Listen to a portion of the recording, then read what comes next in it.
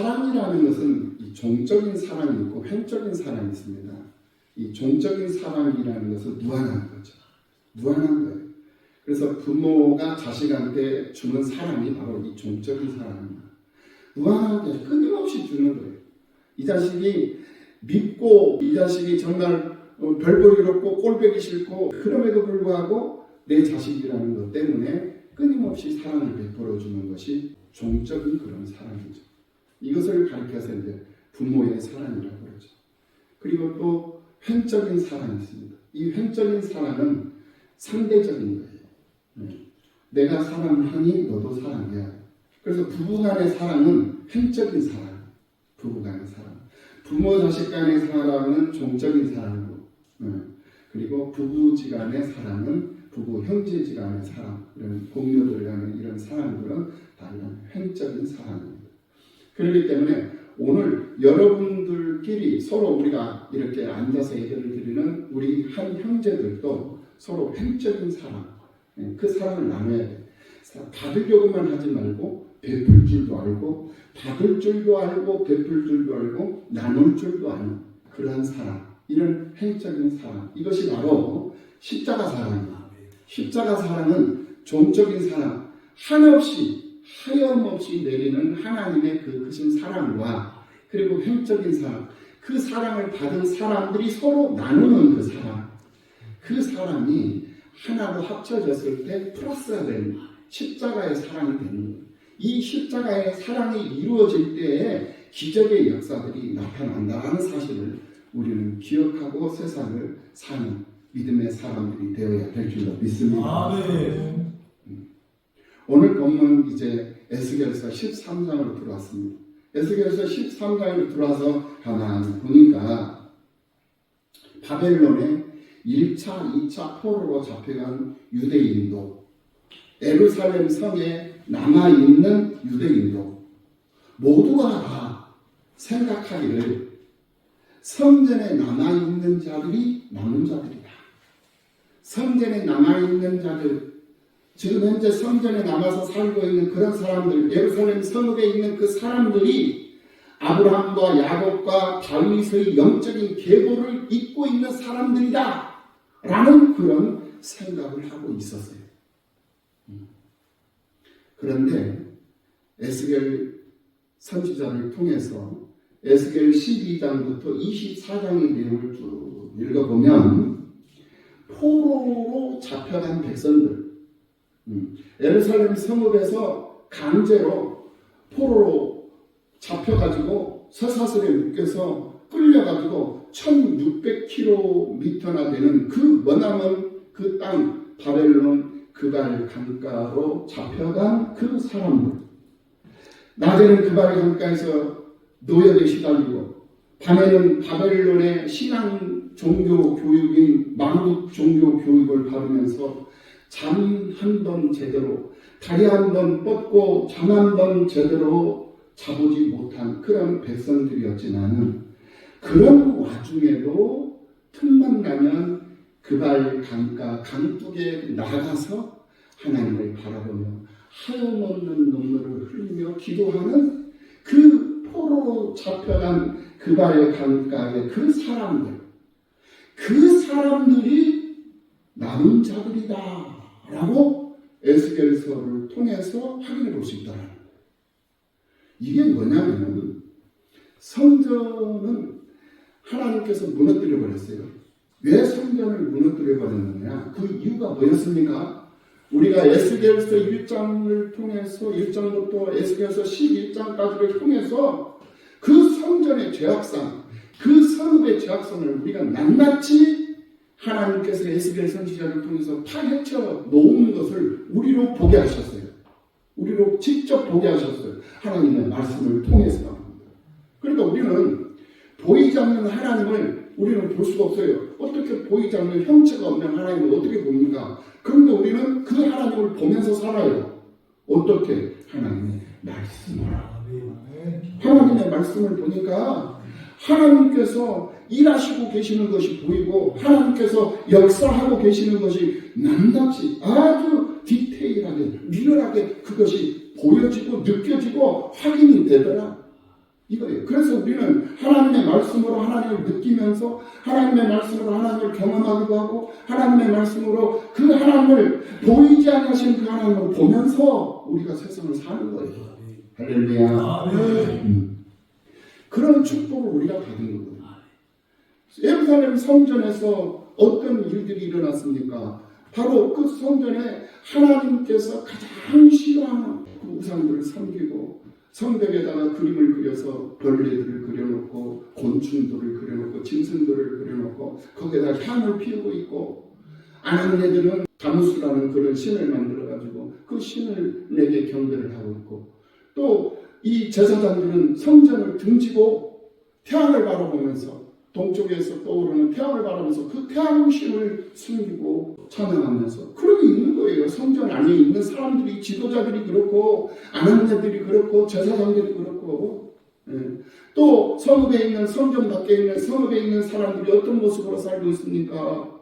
그 사람들이 폭행과 폭력을 일삼고 또 나뭇가지 꺾어가지고 코에다 대고 마약을 일삼고 그러니까 이 성읍 안에 성전 안에도 온갖 폐악한 족속들만이 가득 채워져 있는 거야. 그러니 하나님께서 그들을 내버려 둘 수가 없잖아요. 그러니까 하나님께서 그곳에서 머물러 있을 수가 없어서 하나님이 떠나 배낭 메고 등산하시고 산으로 가셨다는 거 하나님께서 배낭 메고 산으로 가셨어. 그리고는 뭐라 말씀을 이 예루살렘 성전을 내가 태워버릴 것이다. 불질릴 것이다. 짓밟아버릴 것이다. 허물어버릴 것이다. 이게 하나님의 말씀이에요. 그것을 에레미야 선지자가 듣고 에레미야 선지자가 그 성읍에 있는 그 성전에 있는 그 지도자들 그 백성들 그 제사장들 그 아낙네들에게 선포를 해요. 야 너희들 차라리 그냥 항복해라. 그리고 바벨론으로 끌려가라.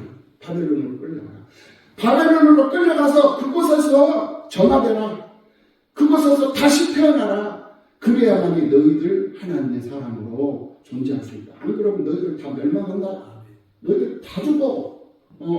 제발 항복해라. 에레미야가 그래요. 그러니까 이 사람들이 열이 받는 거예요.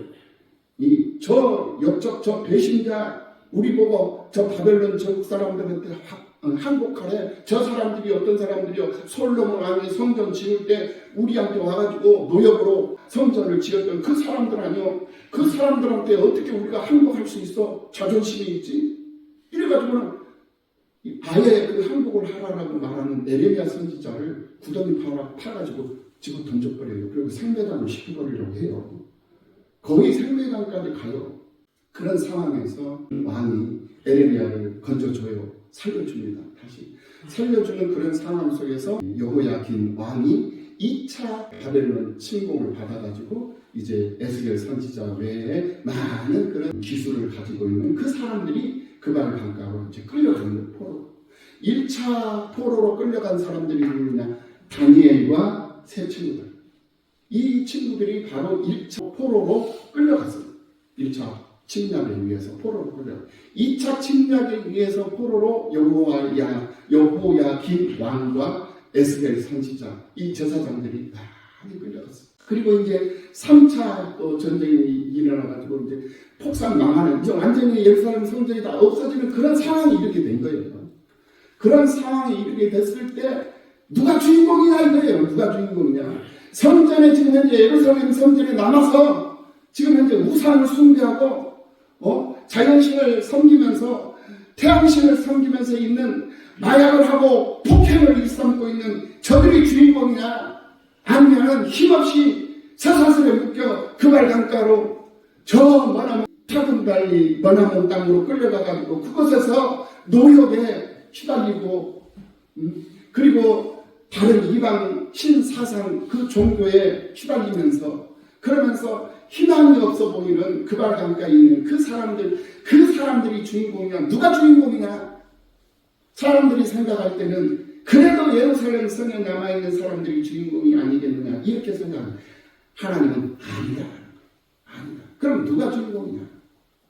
아무 희망도 없고 아무 일도 자유롭게 할 수 없는 그런 환경 그런 상황 가운데 놓여있는 그발 강가에 있는 그 사람들 낮에는 던져준 그 떡 한 조각 주워 먹고 받아 먹으면서 하루 종일 돌을 채취해가지고 그 강둑을 쌓으면서 그 돌을 쪼개가지고 대리석을 만들고 그러면서 노예계에 시달리고 밤이면은 종교 교육을 받고 바벨론 종교 교육을 받고 잠을 제대로 못 그런 상황 속에서도 틈만 나면 그발 강가로 나가가지고 하나님 바라보면서 눈물의 기도를 드리고 있는 이 그발 강가에 있는 이 사람 이들이 바로 예루살렘 성에 나눠서 우상을 섬기는 사람들보다 그발 강가에서 포로로 매여있고 묶여있는 그런 사람들일지라도 하나님을 바라보며 기도하는 그 사람들이 바로 주인공들이다. 나는 이것을 지금 현재 에스겔서 13장을 통해서 12장부터 24장의 이 내용들을 통해서 계속적으로 희망을 주고 용기를 불어넣어주고 있는 것을 볼 수 있다. 우리 예수 믿는 사람들이요 얼마나 많은 환경적인 그런 상황으로 인해서 절망과 좌절과 정말 속상함 이런 것들이 얼마나 많이 있습니까? 세상 살아가는 것이 다 그렇잖아요.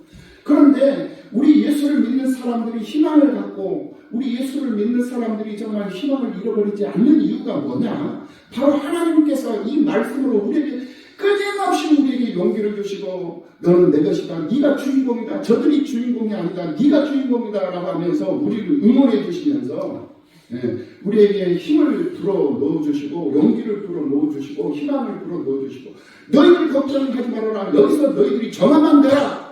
하나님의 말씀과 기도로 정하되라. 정하되면 때가 되면 내가 다시 복귀를 시킬 것이다. 이렇게 약속을 해줘요.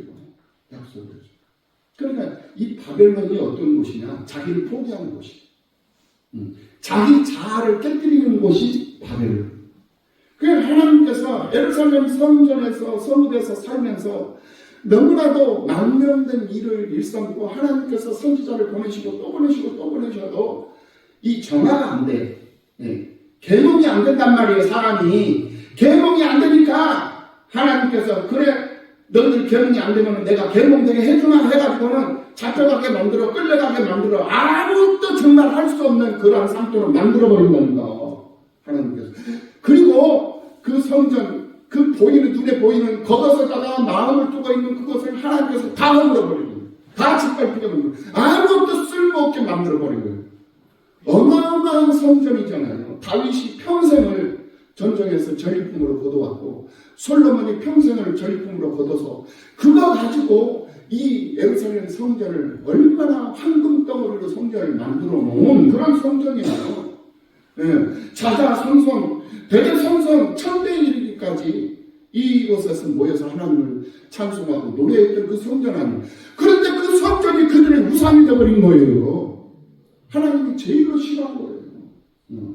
가장 가증한 그런 우상들을 세워놓고 그것을 경배하고 있어. 성전 안에서. 오늘날 대형 교회들의 모습, 오늘날 오랜 역사를 가지고 있는 그런 교회들 이 말씀을 보고 경성해야 돼요. 깨달아야 돼요. 이 눈에 보이는 이 건물 이것이 우상이 되면 안 된다는 거예요. 이것이 우상이 되는 종교가 있죠. 그게 바로 카톨릭이에요. 카톨릭. 그래서 카톨릭은 성전 안에서 그 예배당 안에서 예배를 드려야만 예배가 되는 미사가 되는 거예요. 우리는 가는 곳 어느 곳이든지 우리가 머물러 있으면 그곳에서 예수 이름으로 우리가 기도하고 예수 이름으로 찬송하고 예수 이름으로 말씀 듣고 말씀 선포하고 축복기도 받으면서 그 서로 함께 교제하고 나누면서 이것이 바로 예배잖아요. 그것이 뭐 교회예요. 그러니까 이 건물은 하나의 장소일 뿐이에요. 이 건물이 성전이 아니라는 거예요. 이 모여있는 우리가 바로 성전이에요. 할렐루야. 여러분 한 사람 한 사람들이 성전 기둥이 되어져 있고 여러분 한 사람 한 사람들이 성전의 지붕이 되어져 있다니까. 여러분들이 햇볕을 가리고 여러분들이 여러분 한 사람이 지붕이 되어 있어. 사랑 비바람을 여러분들이 막아주고 있다는 거예요. 벽이 되어 성전 벽이 되어져 있는 이 건물이 벽이 아니라는 거예요. 이거 잘 알아요. 그러니까 팔복교의 한 이론이 되어져 있다는 것은 여러분들이 팔복교의 기둥이 되어져 있고 여러분들이 팔복교의 지붕이 되어져 있고 여러분들이 팔복교의 벽면이 되어져 있다니까. 기쁘지 않아요? 그럼 무엇으로 그렇게 벽을 만들고 기둥을 만들고 바닥을 만들고 지붕을 만드느냐? 여러분들의 믿음이에요. 여러분들의 믿음. 여러분들의 신앙. 여러분들의 마음. 여러분들의 정신. 여러분들의 기도. 여러분들의 헌신. 여러분들의 피와 땀과 노래와 기도와 간구와 헌신, 수고, 충성. 이것이 우리 팔복교회의 지붕이 되어져 있고, 이것이 우리 팔복교회의 기둥이 되어져 있고, 강당이 되어져 있고, 벽면이 되어져 있고. 그래서 사나운 폭우도 막아주고 비바람도 막아주고, 그래서 우리 팔복교회가 튼튼하고 견고해져가지고 이곳에서 하나님의 영광만 가득 채워지는 거예요. 우리의 영광이 나타나면 안 돼. 우리의 의가 나오면 안 됐단 말이에요. 내 의가 나타나면 안 돼요. 우리는 그저 하나님 앞에 쓰임받고 있다는 이 사실이 기쁘고 즐거울 뿐이야. 이것이 내 행복일 뿐이야. 우리의 행복이 어디에 있느냐? 하나님의 몸된 교회를 내가 돌아보고 그 교회를 위해서 쓰임받고 헌신하고 그 교회를 성장시키면서 그 교회가 많은 일을 할 수 있도록 만들어내는 것, 그것이 곧 내 행복이 되고 그것이 내 기쁨이 되고 내 즐거움이 되고 내 삶의 우선순위가 되어져 있어야 한다. 할렐루야. 그것을 지금 이 성경을 통해서 우리에게 가르쳐주고 있다라는. 지금은 포로로 잡혀와서 너희가 지금 노예 생활을 하고 있지만 그 속에서 연단받고 말씀과 기도로 무장하고 정화되어 가지고 나오면 그때에 비로소 너희들은 역사와 세계를 바꿀 수 있는 주인공이 된다라는 것을 이 성경을 통해서 우리에게 말씀을 해주고 있다. 그렇기 때문에 너희는 포로로 잡혀서 포로 생활을 하는 동안 정말 착취를 당하고 모든 것을 다 빼앗기면서 아무것도 할 수 없는 그런 상황에 놓여있는 너희들, 그런 상태에 있지만 정신 차리고 깨어서 근신해서 정신 차리고 근신해서 거짓 선지자 가짜들한테 속지 말아라 이거예요. 가짜들한테. 이걸 지금 현재 증거를 해주고 있는 거예요. 가짜 선지자, 거짓 선지자들의 교훈을 삼가 주의해라. 여러분들 미사여구라는 말 있죠. 미사여구라는 말이 있습니다. 이게 무슨 말이냐? 아름다운 말로 듣기 좋은 그러한 글귀로 꾸민 글 또는 꾸민 말, 아름다운 말, 듣기 좋은 말만 만들어가지고 얘기를 해주는. 절대 듣기 싫은 말은 안 해. 듣기 좋은 말은 사탄 말입니다. 달달하고 그 말 듣고 있으면 얼마나 기분이 좋은가. 남편한테 평생 살면서 그런 얘기 한마디도 들어보지도 못했어요. 맨날 구사리나 듣고 맨날 그냥 잔소리나 듣고 구박이나 당하면서 살았는데 어느 날 갑자기 멋진 신사가 나타나고 아름다운 말만 해주는 거야. 근데 거기에 뿅 가가지고 그래가지고 자기 모든 정체성을 다 잃어버리고 헐레단 마음도 뺏기고 몸도 뺏기고 돈도 뺏기고 인생을 다 뺏기버리고 그런 사람들이 한두 명이 아닙니다. 너희들 노예로 지금 끌려와서 그 고통 속에 지금 시달리고 있는데 그런 상황 속에서도 그 틈을 타가지고 미사역으로 너희들 지금 꼬이는 사람들이 있다! 이 말이에요. 정신 차려라. 근신하라. 지금 이거예요. 미사역으를 좋아하는 사람들은 가짜들, 사기꾼들한테 넘어갈 확률이 아주 높은 사람들. 가짜 사기꾼들은 자신들이 가짜가 아니고 자신들이 진짜라는 것을 보여주기 위해서 아주 철두철미한 그런 준비를 하면서 자신의 목적 성취를 위해서 아주 심혈을 기울이는 그런 특징을 가지고 있습니다. 그런데 진짜들은요, 허점이 많아. 진짜들은 허점도 많고 단점도 많고 빈틈도 많고 그런 특징들을 가지고 있어요. 왜냐? 그런 생각을 안 하거든. 단순해요. 그런데 진짜 사기꾼들은요, 철저하잖아요. 자기가 사기꾼이라는 것을 말 안 해요. 말할 이유가 없죠. 사기꾼이 아니라는 것을 가정을 해야 되니까. 그래야 상대방이 넘어오니까. 그렇게 해가지고 당한 사람들이 얼마나 많습니까? 그러므로 우리는 이 미사여구라는 유인구, 직구가 아니라 유인구에 속으면 안 되는 거예요.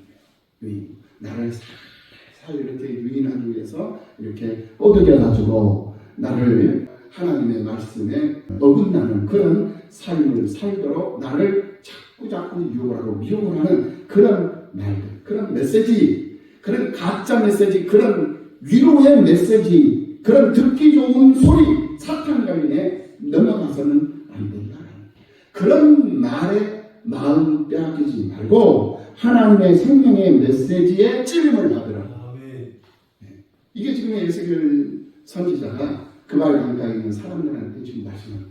하나님 말씀에 찔림 받아라! 이거예요.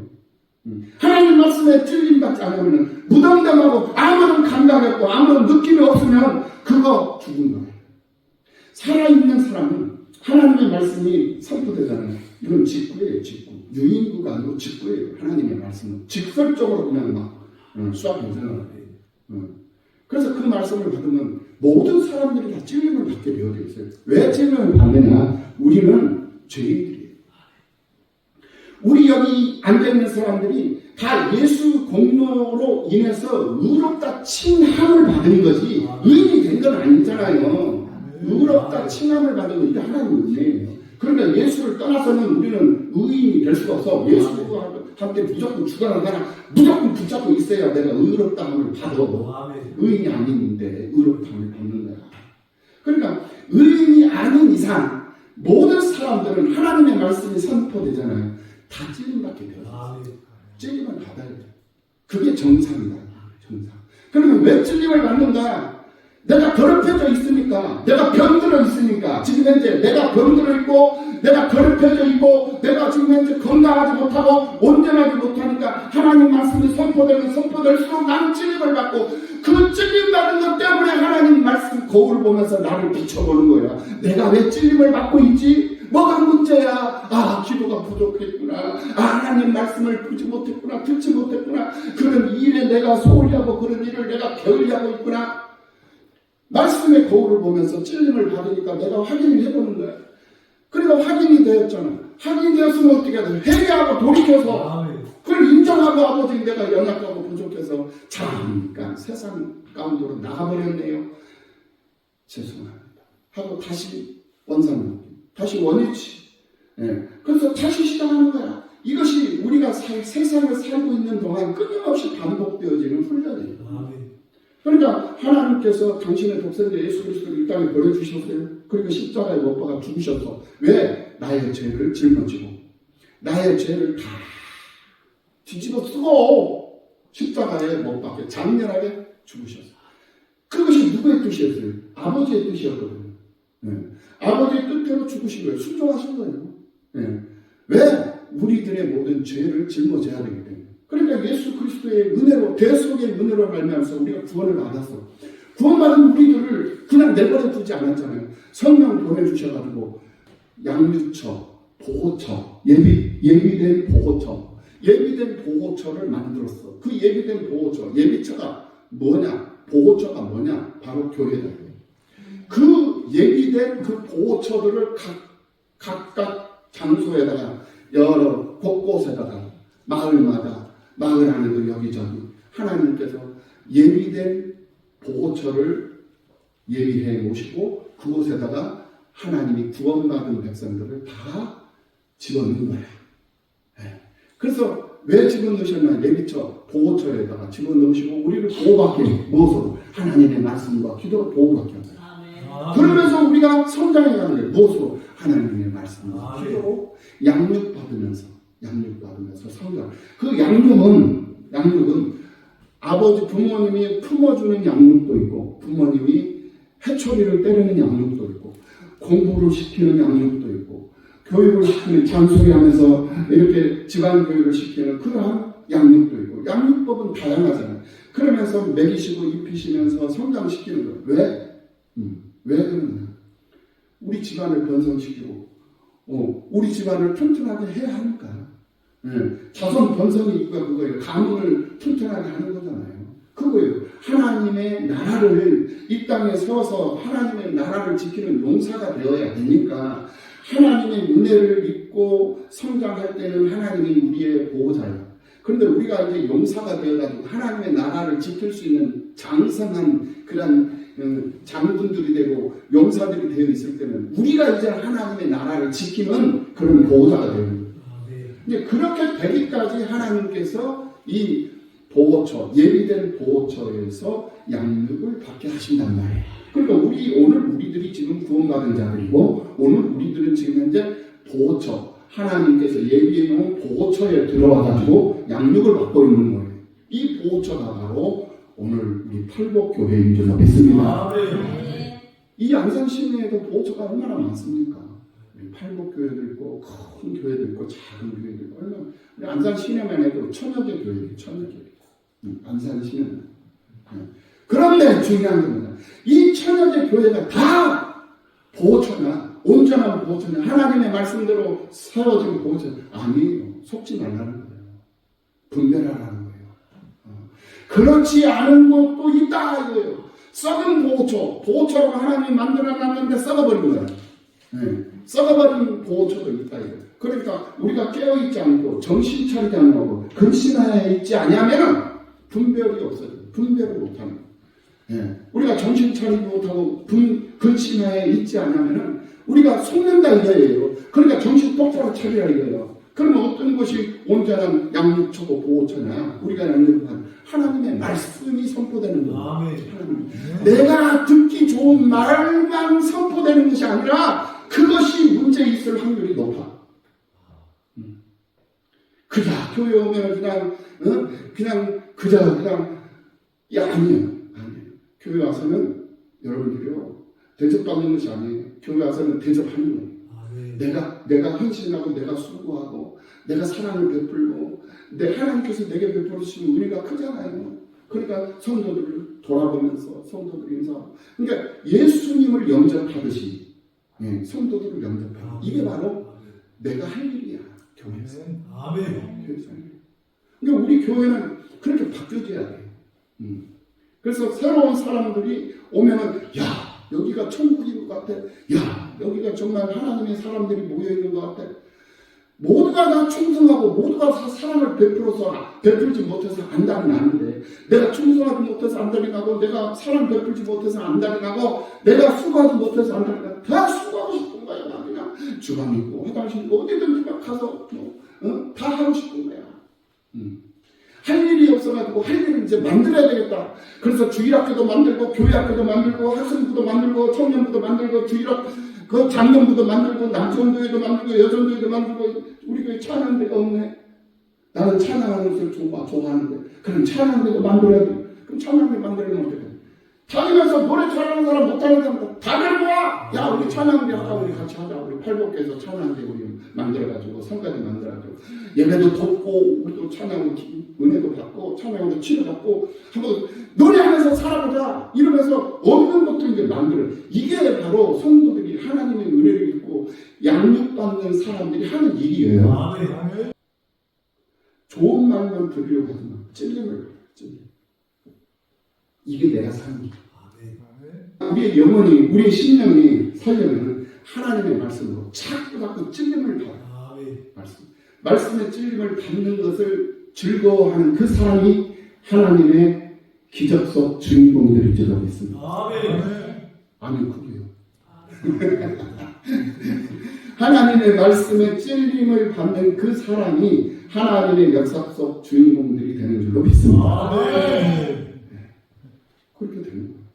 그런데 내가 와서 좀 찔림 받으면 목사님 나를 또 찍고 계시네.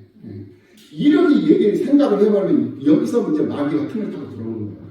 그러면 이제 거짓 선지자한테 이제 속는 거예요. 이제 그 거짓 선지자들은 뭐냐? 이 사람으로 보여지는 것도 있지만 보여지지 않는 마귀 사탄들, 이 거짓된 것들이 그 틈을 타고 내 속으로 샥 들어온다. 그것도 소리 나요. 뿅 하고 들어와요. 뿅 하고 들어와가지고 나를 막 고민하느라고 나를 막 갈등하네. 내 생각을 막 붙잡고 내 마음을 붙잡고 막 고민하고 갈등하고. 그래서 우리를 불안하게 만들어요. 사람들이 불안하기 때문에 이 상황꾼들에게 노출이 된다. 그래서 삶이 불안하면 그 불안이라는 그 덫에 걸려들게 되어져 있는 거예요. 불안의 덫에 걸리지 않는 것도 은혜인 줄로 믿습니다. 그러니까 인생 삶이 돈이 없다고 해서 불안할 이유가 없어요. 내가 건강하지 못하다고 해서 불안할 이유가 없어요. 그 불안이라는 그 덫에 걸리면 그 불안이라는 그 덫에 걸리는 순간 나는 사냥꾼에게 사냥감이 되어져 있다는 것을 알아야 됩니다. 그래서 사냥감이 되지 말라는 거예요. 사냥감이 되지 않으려면 어떻게 해야 다른 거 없어요. 하나님의 말씀과 기도. 깨어있는 것밖에 없어요. 예, 하나님의 말씀과 기도로 깨어있는. 그래서 베드로전서 4장 7절 말씀을 보면 만물의 마지막이 가까이 왔으니 그러므로 너희는 정신을 차리고 근신하여 기도하라. 그랬어요.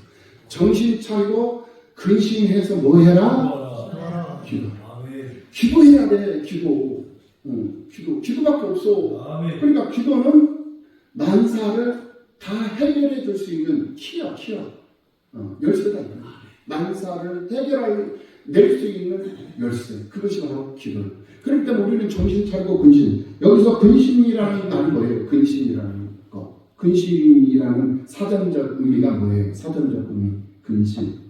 말과 행동을 삼가하고 조심해라. 이것이 바로 근신.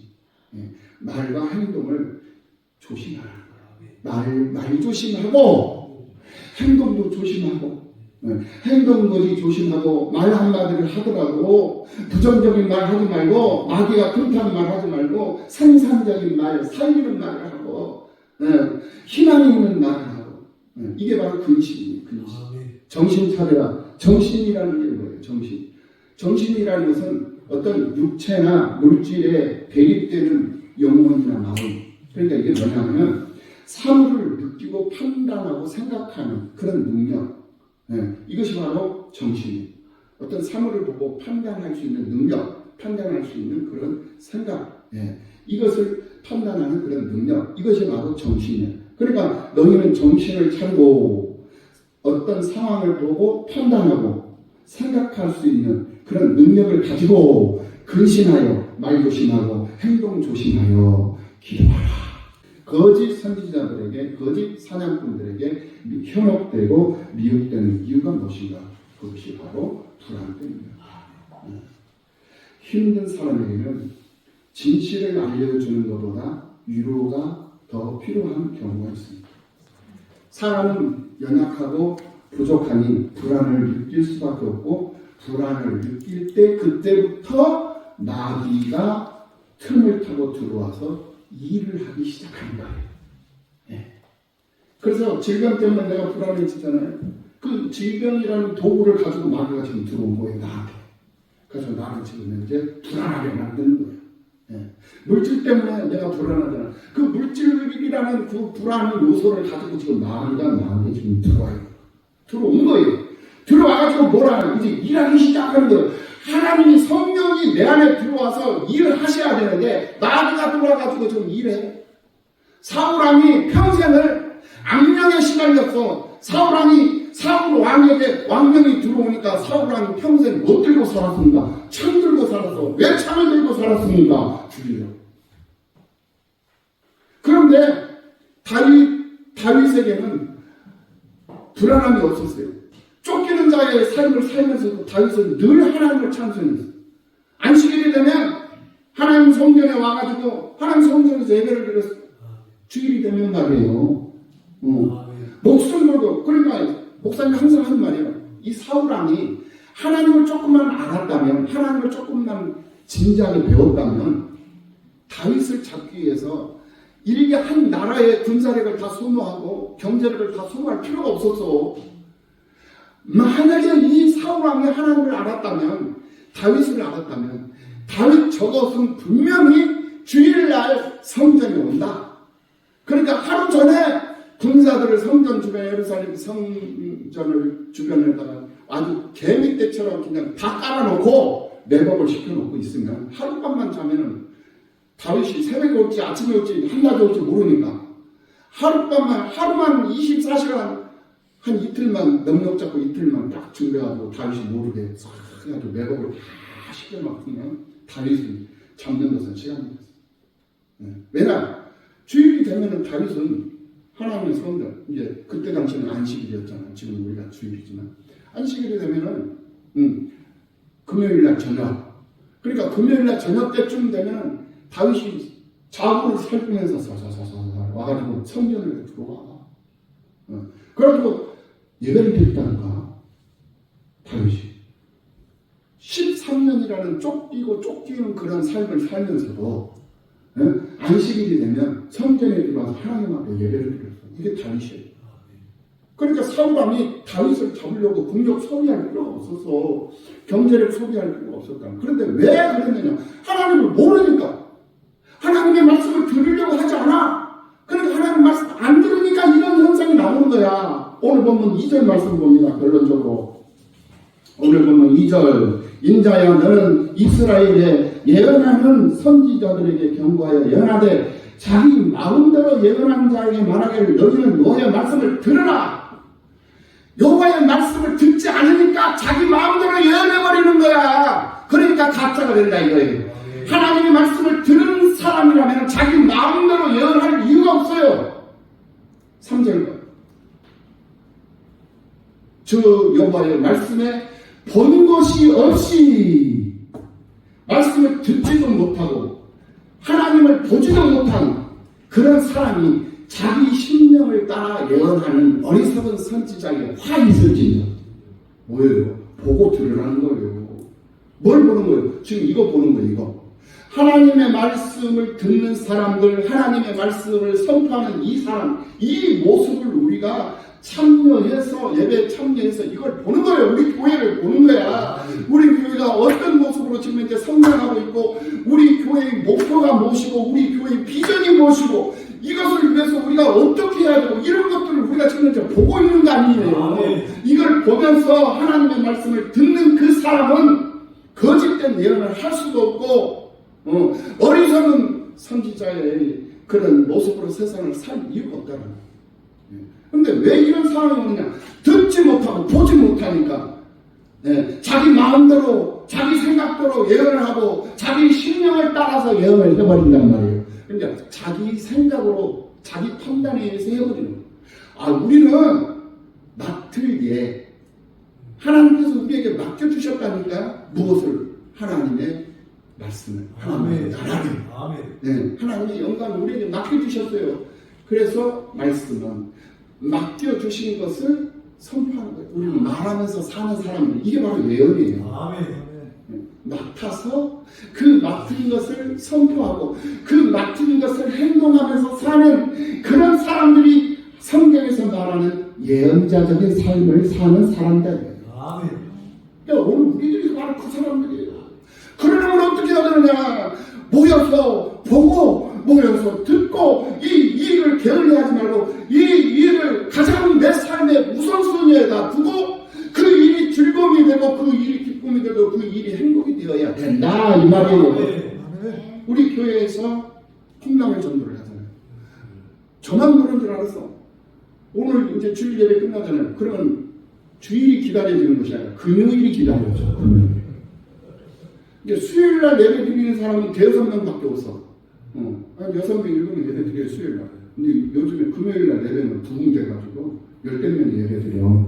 할렐루야.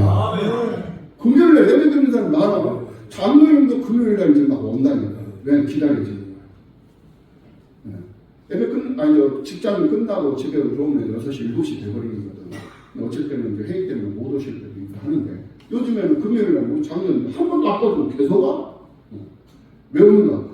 이 콩나물 전도하는 것에 기쁨이 있거든, 즐거움이 있거든. 그러니까 재미가 있으니까 오는 거야. 여기에 재미를 두니까. 그러니까 목사님도 그래. 금요일 날이 기다려진다. 왜? 콩나물 들고 나가가지고 딱 건강 콩나물 드릴게요. 이 콩나물을 이 콩나물로 말할 것 같으면 피를 맑게 해주는 콩나물. 완전 약장사가 됐어. 그러면 진짜로 이제 멀리서 오는 사람들도 이게 지금 이제 한 4개월 동안 이것을 하고 있잖아. 그러니까 사람들이 익숙해져 있어. 4시부터 5시 반까지 그 사이에는 이 콩나물을 가지고 교인들이 나온다라는 사람들이 다 알아. 그때쯤 되면 없는 사람들도 어디서 그렇게 나오는지 막 다 나와. 그래가지고 가다가도 막 콩나물 받고, 이제는 콩나물만 주는 것이 아니라 전도지도 주고 또 TC도 주고 이렇게 주거든요. 그러니까 콩나물 안 받고 가는 사람들에게는 TC를 줘. 그리고 콩나물 주면서 전도지도 하나씩 주고. 그러니까 요즘에는 많은 사람들이 많아. 아니 목사님이 여기 왜 계셔요? 그러는 거야. 그래서 네? 저 알아요. 아니 목사님 저기 한대여 그쪽에 계셔야 되는데 왜 여기 와 계셔요? 왜 콩나물을 여기서 나눠주냐? 그러니까 나는 모르거든. 이 사람을 또 마스크 쓰고 막 뒤로 쓰고 있으니까 누구시더라 안 봐도 거기서 본 것 같은데, 아니 거기서 실습하고 요한보가 실습하고 그랬었잖아요 하면서 그러는 거야. 아 그래요? 우리 교회 이쪽으로 이사 왔어요. 그러니까 어머 그래요? 아니 이제 이쪽으로 이사 왔으니 이제는 우리 교회 한번 와봐야 되지 않겠어요? 아 그래요? 그럼 제가 언제 한번 시간 내서 한번 가볼게요. 예, 한번 놀러 갈게요. 아니 놀러 오지 말고 주일날 예배 드리러 와. 아 그런 재미가 지금 솔솔해요. 만나는 사람들. 그러니까 이제 이 지역이 소문이 났어. 팔복교회가 금요일이면 콩나물을 나눠준다.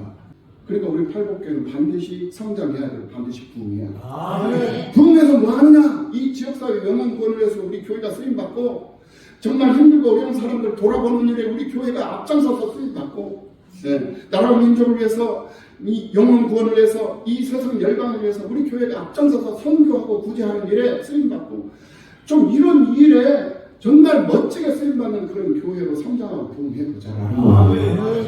그런 역사 속에 주인공들로 부족하면 여러분들이 되시기를 예수님의 이름으로 축원합니다.